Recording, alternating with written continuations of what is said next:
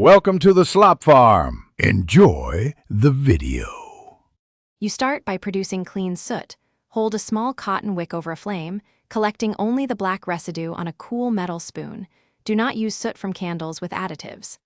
Once done, add 2-3 drops of pure castor oil and stir with a clean toothpick until it forms a smooth paste. This oil binds pigments and soothes the lash line. Make sure to work near a sink and keep swabs ready, because precision here prevents irritation and gives you a consistent kajal base. You now refine texture and safety. Strain the soot paste through a fine mesh or coffee filter to remove fibers and grit. This yields a silky finish.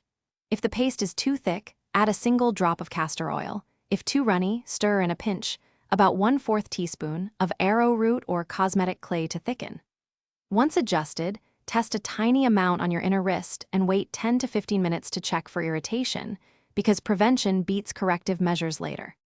You finish by applying thin layers with a clean angled brush or cotton bud. Press gently along the lash line and build intensity slowly, because layering reduces transfer. Seal the kajal in an airtight glass jar and label it with the date. Homemade mixtures are best used within 2 to 3 weeks to avoid contamination.